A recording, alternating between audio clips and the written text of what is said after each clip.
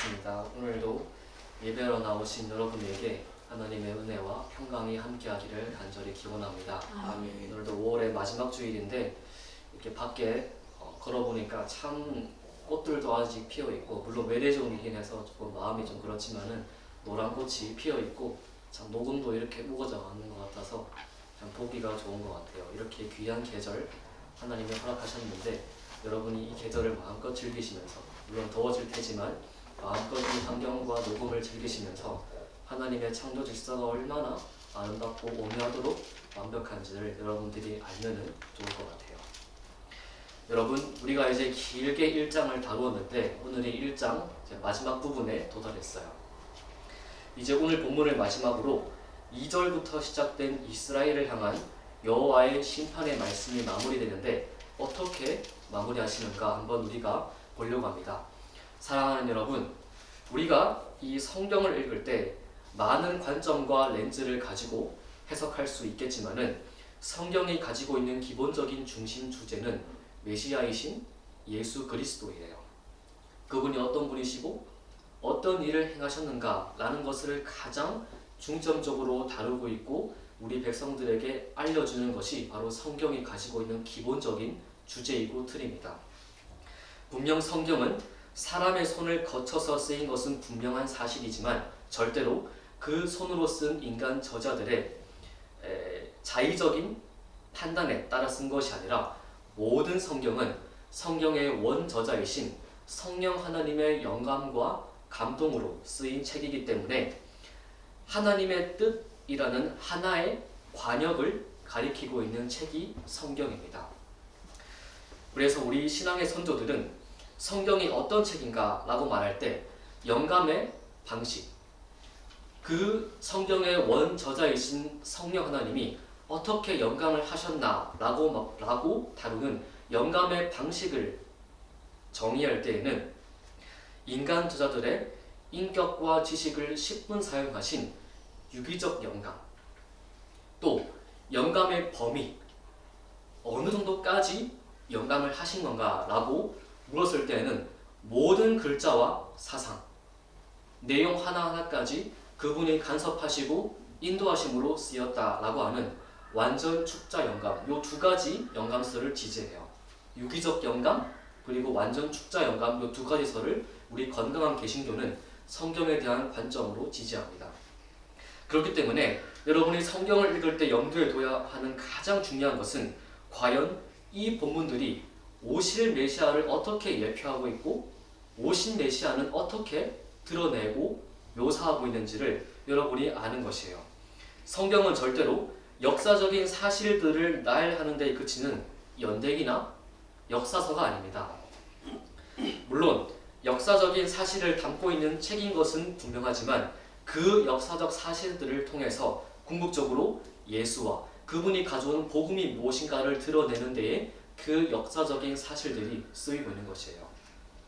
여러분, 제가 성경을 이제 매일 읽기 시작한 지 어느덧 8년이 지나고 있는데 이런 관점으로 성경을 대하지 못했을 때는 굉장히 성경 읽기가 지루했어요.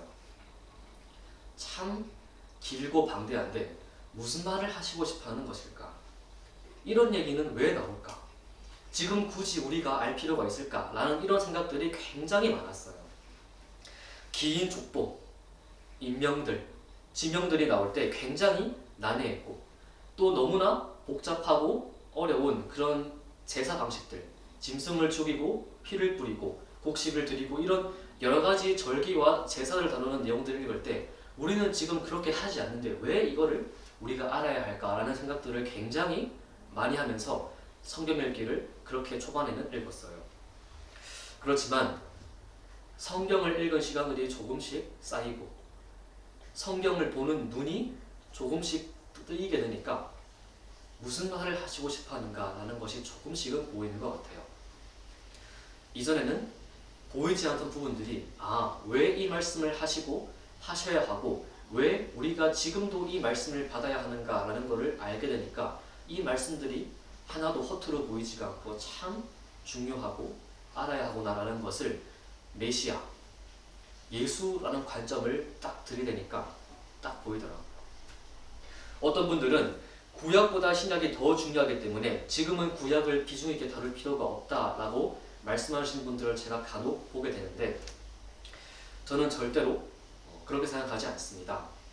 물론 계시의 점진성이라는 측면, 구약은 그림자로서 계시가 주어졌고 신약은 실체로서 그분이 오신 메시아로서 실체로 주어진 신약이기 때문에 계시의 점진성이라는 측면에서 바라볼 때 분명히 구약을 우리가 신약을 구약보다 좀 더 비중 있게 다뤄야 하는 것은 사실이에요. 그렇지만 구약은 절대로 신약 없이 독단적으로 해석할 수 없는 책이고 마찬가지로 신약도 절대로 구약 없이 독단적으로 해석할 수 없는 상호 보완적이고 계시를 완성시키고 서로가 계시를 보증하고 성경이 그것을 자증하는 굉장히 중요한 책이기 때문에 구약과 신약은 우리가 지금도 비중 있게 다뤄야 하는 굉장히 중요한 책들이에요. 그래서 복음의 정수를 담고 있는 이 로마서, 여러분 비록 이 구약의 선진들도 완전한 계시 가운데 살지는 못했지만은 그들이 비록 희미하게 주어진 계시를 안고 알고 살았지만은 그럼에도 불구하고 그 희미하게 주어진 계시 안에서 그들이 하나님의 말씀과 언약을 따라 신실하게 삶으로 말미암아 그들의 삶과 말이 비록 그림자인 구약에 머물고 있지만은 그들의 삶과 행동과 모든 말들이 그분이 오실 것을 예표하고 있는 그런 믿음의 선진들의 삶을 우리가 보면서 메시아의 모습을 유추할 수 있고 그분들이 어떻게 메시아의 모습을 예표하고 있구나라는 것을 알 수 있는 것이에요. 복음은 신약에서 시작된 것이 아니라 이미 창세기 3장 15절에서 시작되었고 그 시작된 복음을 하나님께서 수많은 믿음의 선진들을 통해서 복음이 어떻게 그림자로서 드러나고 있는가라는 것을 다루고 있는 책이 구약이기 때문에 구약도 굉장히 중요한 책이라고 볼 수 있어요.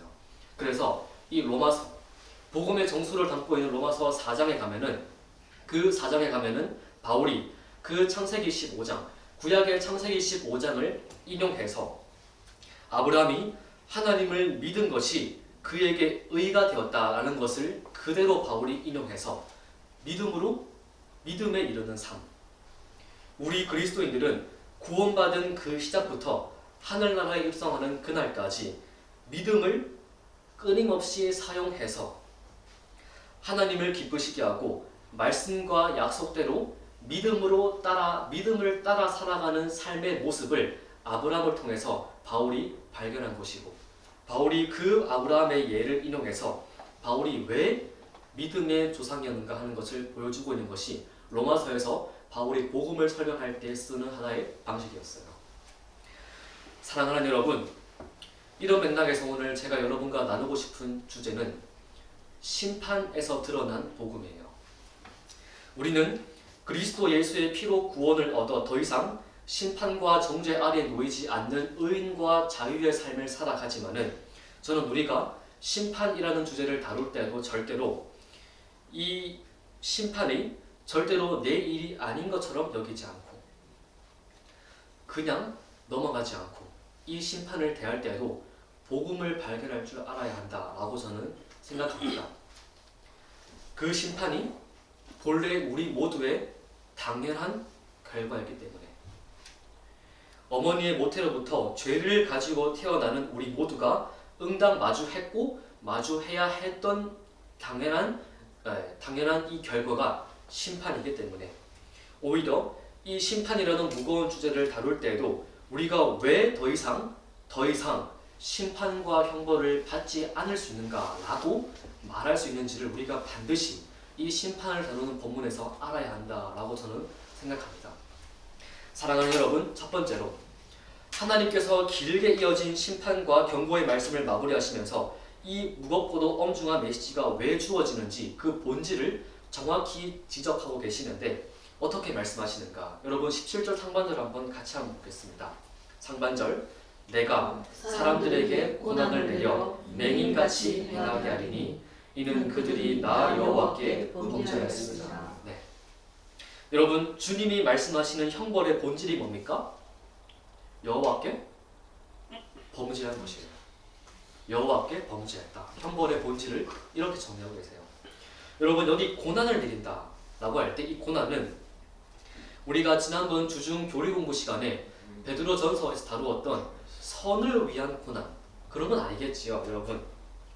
그리스도인으로서 이렇게 죄가 가득한 세상을 살아가기 때문에 어쩔 수 없이 받게 되는 고난을 말하는 것은 아니에요. 여기서 말하는 고난은 우리의 죄와 허물로 인한 형벌로서의 고난을 말하고 있어요.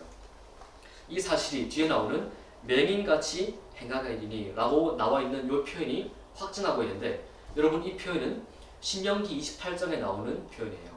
여러분 이 신명기 28장에 보면 모세가 가나안 땅 정복을 앞둔 이스라엘 백성들에게 가나안 땅에 입성하게 되면 이 이스라엘의 12지파를 두 팀으로 6지파로 나누어서 한 팀은 가나안에 있는 그리심이라는 산에서 여호와의 말씀에 순종함으로 말미암아 얻는 축복을 선포하게 하고 나머지 한 팀은 에발산이라는 곳에 올라가게 해서 여호와께 반대로 불순종하여 받게 되는 저주의 말씀을 선포해라 라고 명령했는데 이 본문에 불순종하여 받는 저주 중에 하나로 이런 내용이 담겨 있어요. 여호와께서 또 너를 미치는 것과 눈머는 것과 정신병으로 치시리니 맹인이 어두운 데에서 더듬는 것 같이 네가 백주에도 더듬고 네 길이 형통하지 못하여 항상 압제와 노략을 당할 뿐이니 너를 구원할 자가 없을 것이며 불순종하여 받는 저주 중 수많은 저주 중 하나가 맹인같이 행하는 것이다 라고 분명히 신명기에 기록되어 있기 때문에 이 신명기의 예언의 말씀을 알고 있던 이스라엘 백성들은 이 우리에게 주어진 고난과 형벌이 단순히 우리의 작은 허물이나 잘못이 아니라 궁극적으로 여호와께 불순종함으로 말미암아 그 죄로 말미암아 주어진 형벌로서의 고난이구나 라는 것을 이 사람들은 다 알았을 거예요. 사랑하는 여러분, 죄는 절대로 종교적인 개념이 아닙니다. 죄는 절대로 기독교 교리체계에만 등장하는 독특한 추상적인 개념이 아니에요. 죄는 실제이고 하나님과 피조물인 우리 사이를 갈라놓는 본질입니다. 사람의 참된 실존을 마주하는 것을 피하고 싶어하는 현대사회와 철학은 죄를 말할 때 태어나면서부터 가지고 태어난 성격상의 약점, 인격적인 단점 이렇게 포장하거나 사람이 많은 사람들과의 관계성 속에서 또는 성장하면서 자라온 그 환경 가운데 받은 내면의 상처나 아픔이다 라고 죄를 포장하고 싶어 하지만 기독교는 절대로 죄를 그렇게 말하지 않습니다. 세상이 말하는 죄는 물론 이런 부분들이 성경이 말하는 죄와 무조건 관련이 없다라고 말할 수는 없지만은 세상이 말하는 죄의 본질은 죄를 궁극적으로 다뤄내는 것이 아니라 죄로 말미암아 생긴 결과를 다루는 것이에요. 죄를 다루는 게 아니라 죄로 말미암아 파생된 수많은 비참과 아픔을 죄라고 규정지어서 그것만을 가지고 죄라고 규정하는 것이에요. 그러니까 세상은 죄를 어떻게 할 수 있다고 말합니까? 치료할 수 있다라고 말하는 것이에요. 치료할 수 있다. 어떻게? 치료를 통해서, 심리 치료를 통해서, 상담을 통해서 해결할 수 있다. 이렇게 믿는 것이에요. 사랑하는 여러분, 이렇게 하면 죄가 치료됩니까? 불가능합니다. 여러분, 죄는 사람들 사이의 관계를 탐구하거나 나 스스로의 마음과 내면을 돌보면 해결되는 것이 아니라 그 본질이, 그 본성이 하나님과의 관계가 어그러진 것에서 출발하고 그 자체이기 때문에 반드시 죄를 해결하려면 하나님께 나아가는 것이 유일한 길이고 가장 정확한 해결책인 것이에요. 다른 길은 없습니다, 여러분. 다른 길은 전혀 없어요. 하나님께 나아가는 것. 여러분, 그래서 17절 중간에 보면은 이스라엘이 받는 형벌의 본질을 다시 이는 나 여호와께 그들이 범죄했기 때문이다 하고 정확하게 죄의 본질을 지적하시고 있잖아요. 여호와께, 사람에게 범죄한 것이 아니라 여호와께 범죄한 것이다. 죄의 본질을 분명히 죄의 본질로서의 대상을 하나님이다 라고 분명히 규정하고 있는 것이에요. 그분께 나아가야만 비로소 죄가 용서받고 죄로 인해 주어진 비참한 형벌과 저주를 피할 수 있다라고 말하는 것이죠. 앞서 말씀드린 신명기에서도 불순종하여 받는 저주가 결국은 사람들 사이의 도덕이나 윤리의 문제가 아니라 하나님의 말씀에 올바르게 전심으로 순종하지 못했기 때문에 당연히 주어질 수밖에 없는 형벌의 본질이다 라고 분명히 말하고 있어요. 여러분, 이스라엘이 여호와께 죄를 범한 결과로 받게 되는 첫 번째 형벌이 맹인과 같은 고난, 곧 신명기 말씀, 예언의 말씀의 성취라면 두 번째 형벌은 어떻게 표현하고 있습니까? 여러분 17절 중간 뒤에 한번 보세요. 또 그들의 피는 쏟아져서 티끌같이 되며 그들의 살은 분토같이 될지라. 여러분, 여호와의 그 형벌이 얼마나 비참하고 가혹한지 그 형벌을 받는 자마다 그들의 피가 완전히 쏟아지고 그 살은 다 짓눌리고 어그러져서 형체를 알아볼 수 없는 지경에 이를 것이다 라고 말하고 있어요. 여러분, 여기 티끌이라고 번역된 단어가 히브리어로 원어로 아파르인데 먼지, 가루, 재, 모래 이렇게 다양하게 번역할 수 있는 단어예요. 여러분, 이 단어가 창세기 2장에서 사람을 창조하시는 본문에 등장하는 단어인데 이렇게 나옵니다. 여호와 하나님이 땅의 흙으로 사람을 지으시고 라고 할 때 이 흙이라는 단어가 본문에 나와 있는 티끌과 똑같은 아파르라는 단어예요. 무슨 말씀을 하고 싶어 하는 것일까? 저는 그만큼 심판과 형벌을 받는 이들의 모습이 그만큼 비참할 것이다 라는 것을 말해주고 있다고 봐요. 여러분, 하나님께서 사람을 흙으로 지으실 때 그 흙은 본래 사람의 모습을 지니고 있는 것이 아니라 그저 땅에 흩어져 있는 먼지에 불과한 거잖아요. 누가 땅의 그 흙을 보면서 사람의 눈, 코, 입의 그 얼굴을 상상하고 팔다리의 모습을 상상하겠어요? 그저 땅에 흩어진 그 흙의 모습을 보면서 누가 사람의 모습을 상상할 수 있겠어요?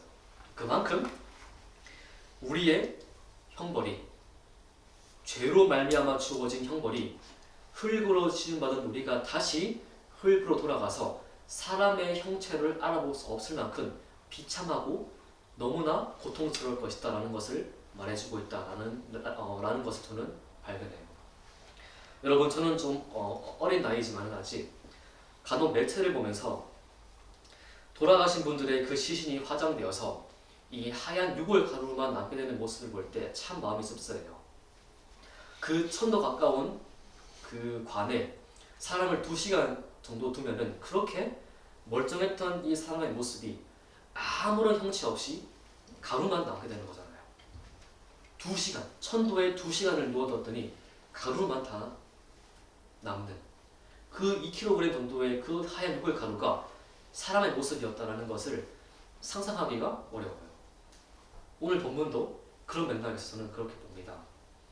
여호와의 그 고통을 주시는 심판과 형벌이 얼마나 가혹한지 그 심판을 다 받는 자마다 형체를 알아볼 수 없을 만큼 비참하고 고통스럽고 사람의 모습이었나 라는 생각이 들 정도로 너무나 어그러지고 뒤틀린 모습으로 그 심판의 결과가 이루어질 것이다 라는 것을 말해주고 있다. 저는 그렇게 봐요.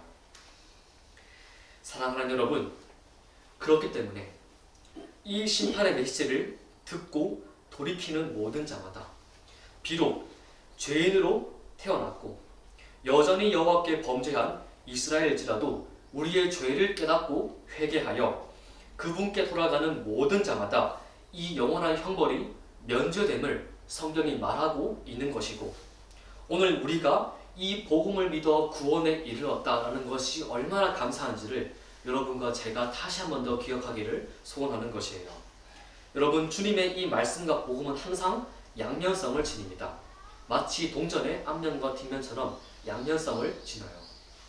기쁜 소식이요 구원의 소리인 복음은 믿는 자에게는 영원한 생명과 소망을 주는 하나님의 능력이자 의인 것이고, 반대로 끝까지 믿지 않고 거절하는 모든 자에게는 그 복음이 그 하나님의 의가 근거가 되어서 영원한 심판과 영원한 형벌에 그 고통을 주는 하나님의 준엄한 명령이요 선언이라는 이 양면성을 복음은 분명히 다 담고 있어요. 우리가 심판을 다루는 본문을 다룰 때 항상 기억해야 하는 것은 우리가 마땅히 받아야 할 죄에 대한 무서운 심판이 더 이상 우리를 지배하지 못하게 된 것은 우리가 받아야 할 그 죄값을 구주께서 그 예수께서 우리를 대신하여 십자가에서 완전한 값을 치르셨기 때문이고, 그렇기 때문에 이제 그를 믿는 모든 자는, 그를 믿는 자마다 영원한 형벌에 놓이지 아니하고 영원한 심판에 놓이지 아니하고, 그를 믿는 자마다 누구든지 아무 상관없이 영원한 멸망을 피하고 면하고 영원한 생명으로 옮김받는다라는 것을 이 복음, 이 심판의 본문이 역설적으로 말하고 있는 것이에요. 저는 이것이 심판에서 복음을 읽는 것이다 라고 저는 생각합니다. 여러분, 바울은 이렇게 증거합니다. 십자가의 도가 멸망하는 자들에게는 미련한 것이요 구원을 받는 우리에게는 하나님의 능력이다. 구약의 잠언 10장에 지혜자가 이렇게 또 증거합니다. 여호와의 도는 정직한 자에게는 산성이요 행악하는 자에게는 멸망이니라. 성경이 구약이나 신약이나 일관되게 생명의 진리를 담고 있는 하나님의 말씀과 복음은 의인에게만 효력을 발휘하는 것이 아니라 의인에게는 영원한 생명수요 악인에게는 영원한 멸망이다라고 말하고 있는 것이에요. 오늘 스바냐를 통해서 이 주신 경고의 말씀도 우리가 그렇게 봐야 합니다.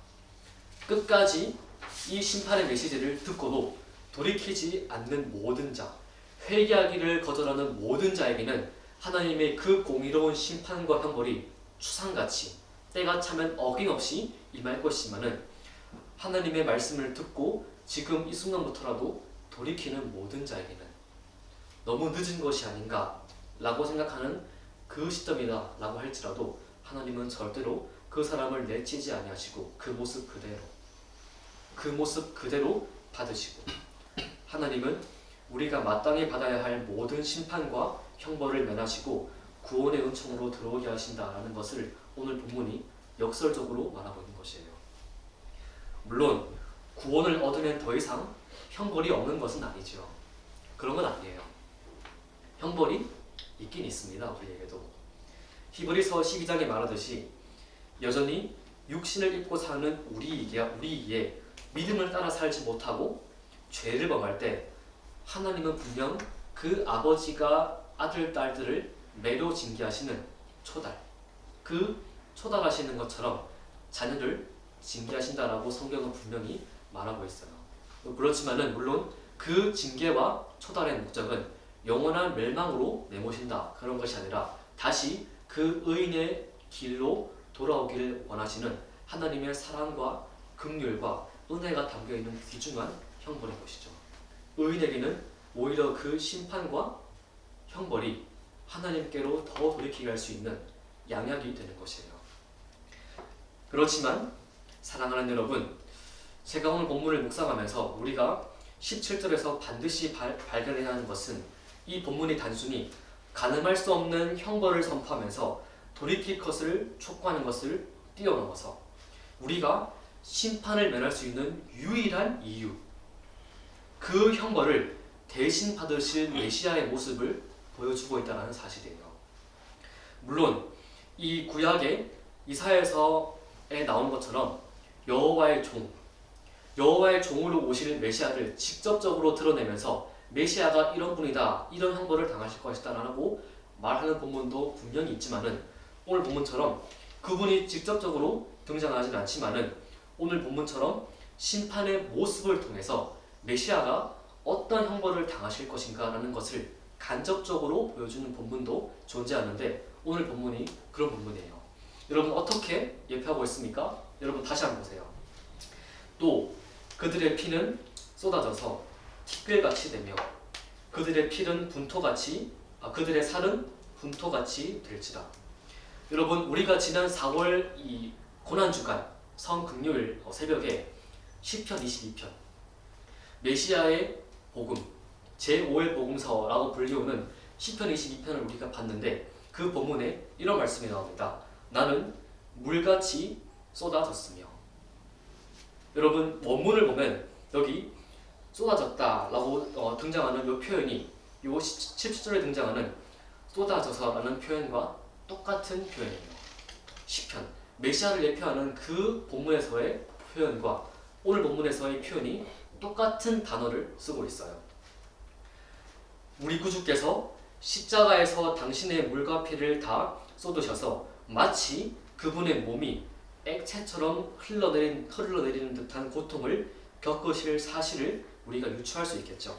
뒤에 나오는 그들의 살은 분토같이 될 것이라 라는 표현도 십자가에서 모든 살과 피부가 어그러지고 뒤틀리시고 고통을 토하셔서 형체를 알아보기 힘든 그분의 비참한 모습을 묘사하고 있다라고 보면은 틀림없을 거예요. 사랑하는 여러분, 이 가늠할 수 없이 고통스러운 형벌은 본래 여러분과 저의 것이었다는 사실을 우리는 반드시 기억해야 합니다. 사실 성경에 나오는 본문일지라도 우리 예수님께서 당하신 고난과 고통을 다 담아내기에는 역부족이라고 생각해요. 하나님께서 주신 계시가 불충분해서 그렇다 그런 것이 아니라 그만큼 그 고통과 고난은 감히 인간의 언어로 표현하고 담아내기조차 불가능한 육체를 뛰어넘는 영적인 고통이고 우리 인간은 절대로 이 땅에서는 함부로 모방하거나 흉내낼 수 없는 굉장히 비참한 고통이라는 측면에서 그런 것이에요. 그래서 그 시편 22편의 첫 구절은 이렇게 말합니다.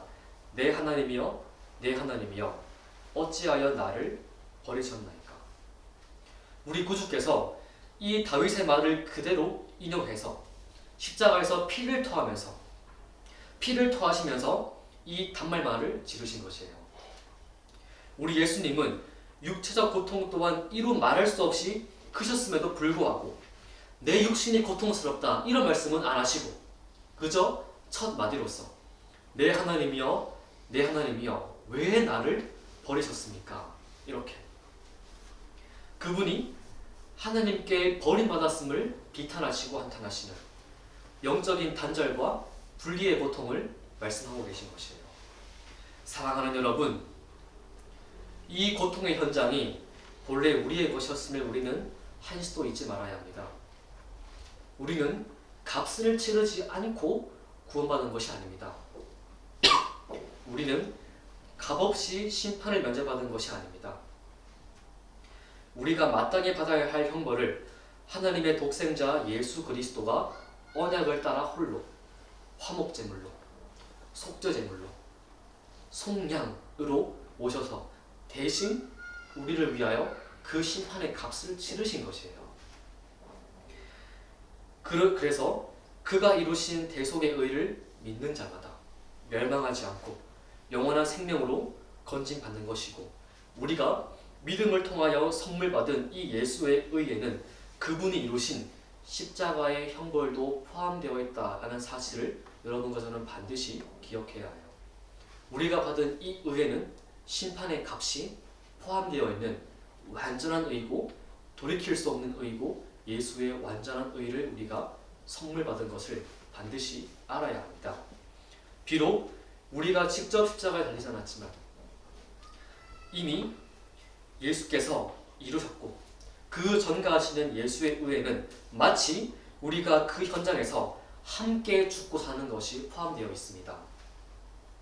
이미 하나님께 돌이키고 구주를 믿어 구원에 이른 모든 성도는 더 이상 이 스바냐가 선포하고 있는 영원한 심판을 받지는 않겠지만은 우리는 절대로 나에게는 해당 사항 없으니까 나는 그저 넘어가겠다 이렇게 이런 심판의 본문들을 다루는 것이 아니라 왜 내가 받았어야 할 이 심판과 형벌을 구주가 대신 당하고 돌아가셨다는 사실을 기억하면서 이 심판의 본문을 대해야 한다. 저는 그렇게 생각합니다.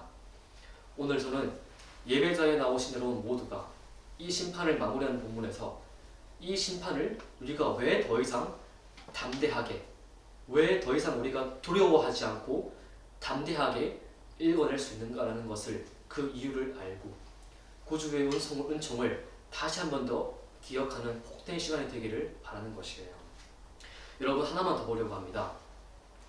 이렇게 준엄하고도 엄중한 심판의 메시지가 주어졌음에도 불구하고 여전히 깨닫지 못한 사람들은 심판을 피할 수 있을 것이다 라고 오해했어요. 그들은 이 축적된 재물을 사용하거나 심판을 받을 이스라엘과 예루살렘을 피해 다른 곳으로 멀리 피난 간다면 이 심판을 피할 수 있을 것이다 라고 오해한 것이죠. 그렇지만 주님은 분명하게 그들 또한 여호와의 날에 심판을 견디지 못한다라고 분명히 말씀하세요. 여러분 18절 한번 다 같이 한번 읽어볼까요? 그들의 은과 금이 여호와의 분노의 날에 능히 그들을 건지지 못할 것이며 이 온 땅이 여호와의 질투의 불에 삼켜지리니 이는 여호와가 이 땅 모든 주민을 멸절하되 놀랍게 멸절할 것입니다. 여러분 주님이 그들이 어떻게 경고하십니까? 결단코 그럴 수 없는데 이는 모든 땅, 온 땅이 여호와의 질투의 불에 삼켜지기 때문이다. 이렇게 말하고 있어요. 여러분 우리가 1장을 열고 첫 메시지였던 2절을 봤을 때 2절에도 내가 땅 위에서 모든 것을 진멸하리라 라고 분명히 말씀하셨어요. 그렇기 때문에 사실 이스라엘을 향한 심판의 메시지가 담긴 1장은 수미상관의 구조를 가지고 있다고 볼 수 있어요. 이 2절에서도 그렇고 1장을 마무리하는 18절에서도 온 땅이 여호와의 질투의 불에 삼켜짐을 말하고 있기 때문에 동일한 내용이 1장의 머리와 꼬리를 이루고 있는 수미상관의 구조를 가지고 있는 것이죠. 그렇지만 여러분 우리가 주목해서 봐야 하는 것은 단순히 2절과 18절이 동일한 메시지를 담고 있지만 강조점이 다르다는 것이에요. 강조점. 여러분 2절에서의 땅이라는 표현은 18절에서의 땅이라는 표현과 달라요. 한글 성경은 같은 단어로 말하고 있지만은 원문은 다른 단어로 말하고 있어요. 이 2절에서의 땅이라는 표현은 히브리어로 아다마인데 아다마 기본적으로 어떤 물리적인 한 장소나 지역을 가리키는 말이 요 아다마예요. 그런데 요 18절에서의 표현의 땅은 에르츠인데 이 에르츠도 기본적으로는 땅의 의미를 지니지만 더 크게는 지구 또는 하나님의 통치가 빈틈없이 온전히 이루어지는 이 땅으로 좀 더 포괄적이고 광의적으로 쓰이고 있는 단어가 요 에르츠라는 단어예요. 2절의 아다마와 18절의 에르츠라는 단어는 이 의미는 유사하지만은 담고 있는 의미는 완전히 다른 단어예요. 말하자면 2절에서 강조하는 심판의 대상은 이스라엘이고 18절에서는 심판의 대상을 온 지구로 확장함으로써 이 심판의 메시지가 단순히 이스라엘에 국한된 메시지가 아니라 이스라엘 영토 밖에 사는 모든 이스라엘을 포함해서 이스라엘 영토 밖에 있는 모든 민족을 불문하고 온 이스라엘 민족을 포함해서 이방인이든지 유대인이든지 아무 상관없이 모든 민족이 여호와의 심판의 날에 그 멸절의 불로 형벌을 받을 것이다 라는 심판의 보편성을 말하고 있는 것이에요.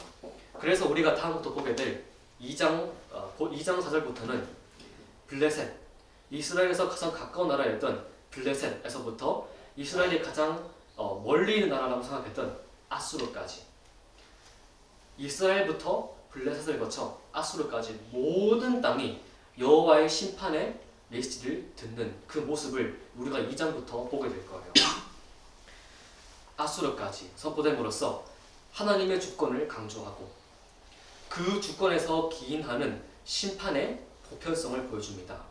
이 예언이 1차적으로 BC 586년에 남왕국 유다의 멸망으로 실현된 것이고 궁극적으로 온 인류가 하나님의 심판대 앞에서 심판을 받는 최후의 심판을 예표하고 있다라고 보면은 틀림없을 거예요. 사랑하는 여러분, 당시 이스라엘 사람들은 아마 안이하게 생각했을 겁니다.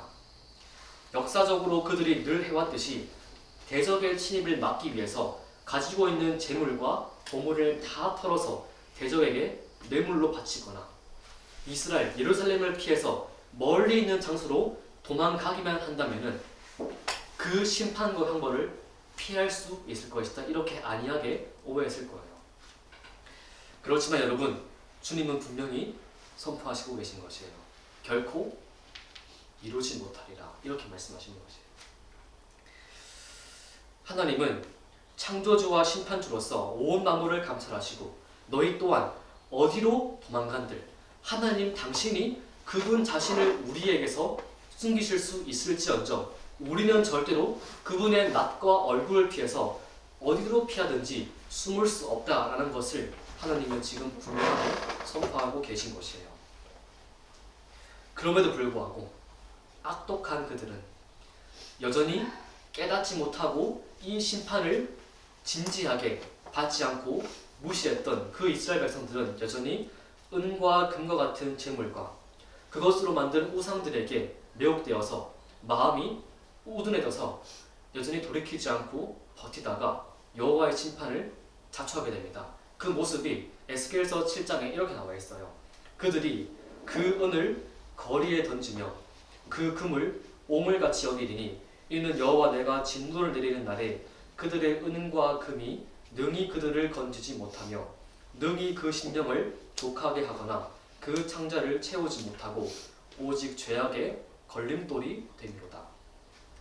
자신들의 생명줄처럼 여겼고 그 은과 금을 자신들의 목숨을 부지하게 해줄 것이라 굳게 믿었던 물질과 재물이 그 여호와의 심판의 날에 아무런 도움도 주지 못하자 오히려 이제는 그 은과 금들을 오물같이 여겨서 버릴 것이다 라고 성경은 예언하고 있는 것이에요. 주님이 분명히 경고했고 한번 떨어진 말씀은 천지가 바뀌고 개벽할지라도 반드시 이루어지는 것인데 성경에 말했음에도 불구하고 그렇게 예언을 멸시하다가 은과 금과 함께 멸망의 길로 가고 마는 그 비참한 모습을 에스겔서가 보여주고 있는 것이에요. 사랑하는 여러분, 그 어떤 것도 복음과 은혜가 아니면 우리를 멸망에서 건지지 못합니다. 스바냐의 이 경고의 말씀을 듣고 돌이키는 자에게는 하나님의 긍휼과 자비가 주어져서 심판을 면하게 하시지만 여전히 마음을 굳게 하여 돌이키지 않는 모든 자에게는 하나님의 준엄한 심판이 쏟아지는 것이에요. 다른 길은 없습니다, 여러분. 은혜의 문을 여시고 그 은혜의 울타리로 초청하시는 그 하나님의 음성을 듣고 돌이켜서 영원한 심판에서 영원한 생명으로 옮겨지든가 아니면은 여전히 그 초청과 주님의 그 음성을 거부하면서 완악하게 그 심판의 날까지 버티다가 영원한 멸망으로 가든지 둘 중에 하나가 우리 사람의 모든 실존이고 결과라고 성경은 분명히 말하고 있어요. 사랑하는 여러분, 하나님은 여러분과 저를 그 구원의 문으로 부르신 것이고 그 구원의 문으로 들어와서 그 은혜의 푸른 토장에 거하는 하나님의 귀한 백성으로서 그 은혜에 합당한 자답게 열매를 드러내며 살라라고 성경은 우리에게 끊임없이 말하고 있는 것이에요. 여러분, 과거나 지금이나 사람들은 제가 이렇게 보니까 모두가 그렇다, 모두가 그렇게 당한다라고 할지라도 나는 피할 수 있다라는 생각을 가지고 있는 것 같아요. 인터넷에 보니까 뭐 나만 아니면 돼 라는 뭐 그런 인터넷의 밈도 있던데 사람들은 나는 피할 수 있다라는 생각을 가지는 것 같아요. 여러분, 최근에 국제 뉴스를 보니까 요즘 미국에서 프레퍼라는 사람들이 유행하고 있다고 해요. 프레퍼. 여러분들이 한번 들어봤을지 모르겠지만은 이 프레퍼라는 사람들이 어떤 사람들이냐면은 지구의 종말이 임박했다라고 믿고 그 사실을 믿고 그 종말을 피하기 위해서, 정확히 말하면 대비하기 위해서 미리 수년치의 식량을 비축해 두거나 또 미국은 우리처럼 아파트가 많은 게 아니라 주택이 많기 때문에 주택 지하를 공사해서 그 지하에 두께가 굉장히 두꺼운 벙커를 만든다고 해요. 그래서 화학 공격이나 핵 공격에도 피할 수 있게, 극한 기후에도 피할 수 있게 그 지하실을 꾸며서 극한 상황이 닥친다라고 할지라도 종말이 온다라고 할지라도 그 지하실에 들어가서 버틸 수 있다라고 생각하는 사람들이 늘고 있고 코로나, 전쟁, 그리고 기후위기가 급증하면서 미국에서 2천만 명 돌파했다고 합니다. 2천만 명. 우리나라에도 적지 않은 청년들이 뉴스를 보니까 이 대열에 지금 동참하고 있다고 해요. 청년을 중심으로. 너무나 소망과 희망을 찾기 어려운 시대다 보니까 청년들이 이 프레퍼 대열에 지금 동참하고 있다고 해요. 여러분, 미국의 가장 유명한 기업가라고 할 수 있는 일론 머스크. 일론 머스크가 화성을 탐사하고 화성에 인간을 옮기기 위해 준비하고 있어요. 왜? 지구를 피해서 화성의 새로운 세상을 열기 위해서. 여러분, 저는 물론 이 사람들의 이 모든 행적들이 성경에 나오는 심판을 피하기 위해서 한다, 그렇게 보진 않지만은 사람들의 생각이 과거나 지금이나 똑같이 심판을, 극한 상황이 닥친다라고 할지라도 대비하고 준비하면 피할 수 있다, 이 생각은 과거나 지금이나 같은 것 같아요. 그때는 스바냐 당시에는 은과 금으로 준비했던 것이고, 지금은 그렇게 프레퍼로서 돈과 식량과 환경을 준비하고 있는 모습, 똑같다라고 저는 생각해요. 사랑하는 여러분, 이제 말씀을 마무리하면서 여러분에게 꼭 드리고 싶은 말씀은, 심판은 누구도 피할 수 없습니다. 아무리 최선을 다해 준비하고 대비한다라고 할지라도 여호와의 그 권능이 임하는 그날에는, 여호와께서 심판을 행하시는 그날에는 어느 곳에 피한 자라고 할지라도, 어떻게 준비했다라고 할지라도 아무 상관없이 그 모든 심판이 온전히 모든 사람에게 이루어지는 것을 우리가 보게 될 거예요. 그러니까 오늘 본문이 이렇게 말하지 않습니까? 멸절하되 놀랍게 멸절할 것이다. 준비했음에도 불구하고 너무나 그 준비가 하찮고 아무런 효력을 발휘하지 못하기 때문에 놀랍다. 어떻게 이런 일이 일어날 수 있었을까? 라고 사람들이 놀란다라는 것이에요. 세상의 마지막 날에 이스라엘을 심판하신 그 하나님께서 만물의 재판장으로서, 재림주와 심판주로서 우리 예수 그리스도를 세상의 마지막 날에 보내실 것이고, 우리의 구원이 그날 완성될 겁니다. 그러나 여러분에게 부탁합니다. 이렇게 성경에서 심판을 다루는 본문을 읽을 때 단순히 우리가 영원한 멸망으로 가지 않는다라고 안심하고 쓱 넘어갈 것이 아니라, 왜 우리가 이 심판을 면하고 더 이상 정죄 아래 놓이지 않고 모두가 망한다라고 할지라도 우리는 왜 여전히 희망과 소망을 노래하고 구원을 노래할 수 있는지를 여러분들이 알고 이런 심판의 본문들을 다루기를 소원하는 것이에요. 우리가 마땅히 받아야 했던 그 심판과 형벌을 대신 짊어지시고 우리를 생명으로 부르신 구주의 은총을 기억하고 그에 합당한 풍성한 열매를 드러냅시다. 그것이 심판을 대할 때 우리가 그 은혜를 기억하길 원하시는 하나님의 뜻이고 심판에서 복음을 잃는 것이다 라고 저는 생각합니다. 심판을 망각하고 피할 수 있다라고 여기는 이 어리석은 시대를 살아가는 우리이지만은 여러분은 절대로 그렇게 하지 않고 심판에서 복음을 읽고 감사의 노래를 부를 줄 아는 여러분 모두가 되시기를 간절히 기원합니다. 기도하겠습니다. 하나님 아버지, 오늘 우리가 심판에서 복음을 발견하기를 간절히 소원합니다.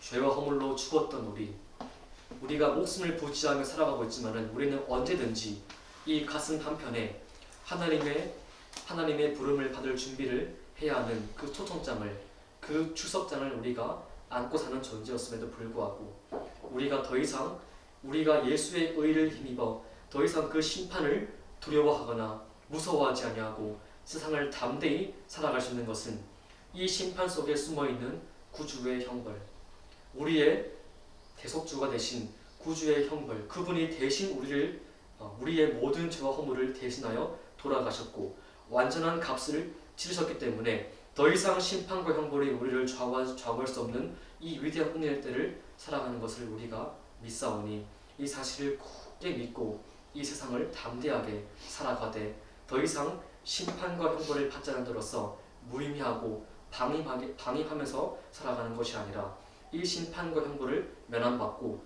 영원한 생명을 얻은 자로서 그에 합당한 풍성한 열매와 삶의 모습들을 드러내며 살아가기를 소원하오니 함께하여 주옵시고 날마다 심판에서 복음을 읽을 줄 아는 우리 모두가 될 수 있도록 인도하여 주옵소서. 예수님의 이름으로 기도드리옵나이다. 아멘.